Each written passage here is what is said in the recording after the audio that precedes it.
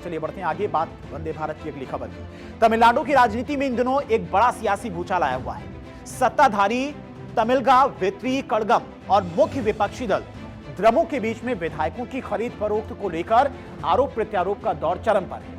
अब नेता से नेता बने मुख्यमंत्री सी जोसेफ विजय यानी कि थलापति विजय की सरकार पर विपक्ष ने अब तक का सबसे बड़ा हमला बोला है। डीएमके और एआईएडीएमके बीजेपी समेत पूरे विपक्ष ने सीएम विजय पर हॉर्स ट्रेडिंग यानी कि विधायकों की खरीद फरोख्त और सरकारी तंत्र के दुरुपयोग का गंभीर आरोप लगाया है।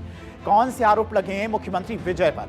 राज्यपाल राजेंद्र विश्वनाथ और से विपक्षी दल ने मुलाकात की है और ये आरोप लगाए गए हैं विपक्षी दलों की तरफ से मुख्यमंत्री विजय पर।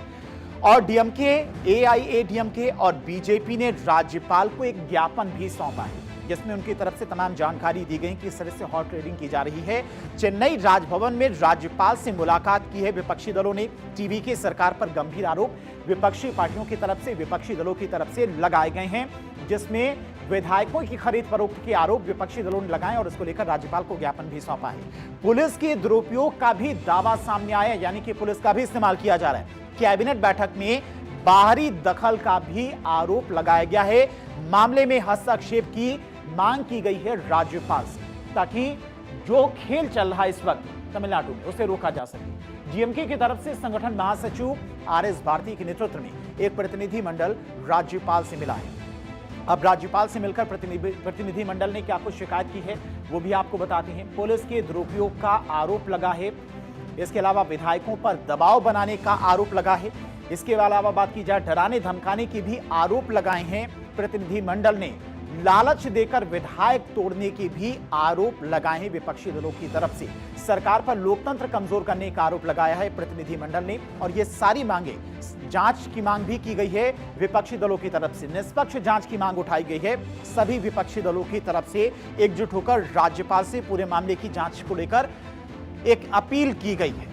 आरएस भारती ने आरोप लगाया कि कई विधायक ऐसे हैं जो किसी सरकारी पद पर नहीं है, लेकिन वो दोनों मंत्रियों से भी ज्यादा ताकतवर बन गए हैं। भारती ने दावा करते हुए कहा कि दोनों सभी उच्च स्तरीय बैठकों में शामिल होते हैं और अधिकारियों को निर्देश देते हैं। डीएमके ने यह भी आरोप लगाया कि तिरुचेंदूर से विधायक अनीता आर राधाकृष्णन पर कानूनी दबाव बनाया जा रहा है और उन्हें आर्थिक लालच देकर प्रभावित करने की कोशिश भी की गई। डीएमके ने राज्यपाल से इस पूरे मामले में दखल देने, स्वतंत्र जांच कराने और लोकतांत्रिक संस्थाओं की रक्षा करने की मांग की। डीएमके का कहना है कि तमिलनाडु में पहले कभी ऐसे हालात नहीं बने और यह विवाद पिछले महीने टीवीके के एक विधायक की शिकायत के बाद शुरू हुआ था।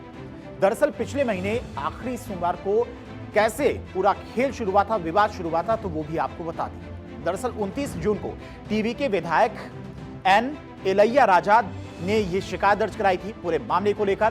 क्रॉस वोटिंग के बदले 35 करोड़ का आरोप लगाया गया था उनकी तरफ से। अब तिरुवनकुरासु नाम के शख्स ने मुलाकात की, ये एन की तरफ से बताया गया और आईपीडीएस प्रतिनिधि बताकर किया गया संपर्क। एन इलैया राजा की तरफ से ये जानकारी दी गई। अब बड़े राजनीतिक दल का नाम लेकर बातचीत की गई। एन इलैया राजा ने यह भी जानकारी साझा की। स्पीकर के खिलाफ वोट देने का भी आरोप लगाया गया है उनकी तरफ से। इसके अलावा प्रस्ताव ठुकराने पर धमकी देने का भी दावा किया गया है।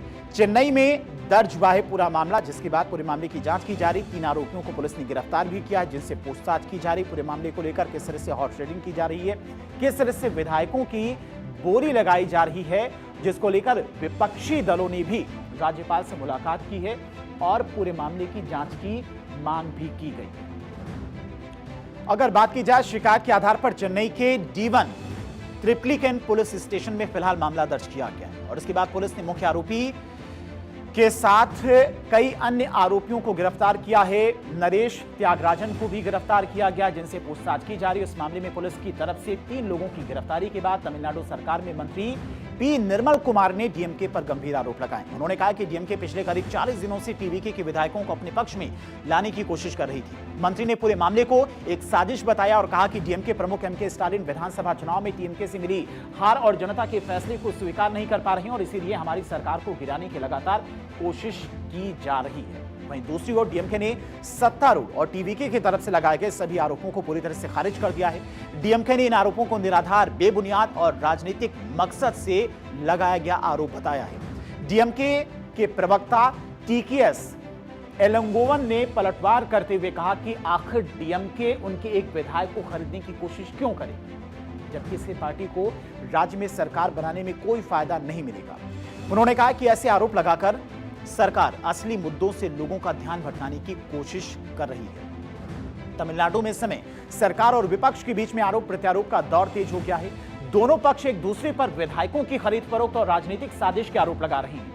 मामला राज्यपाल के दरवाजे तक पहुंच चुका है और विपक्ष ने इस पूरे मामले में हस्तक्षेप की मांग की है। ऐसे में अब सबकी नजर इस बात पर टिकी है कि जांच किस दिशा में आगे बढ़ती है और इस कथित हॉर्स ट्रेडिंग विवाद में आगे क्या नया मोड़ आता है।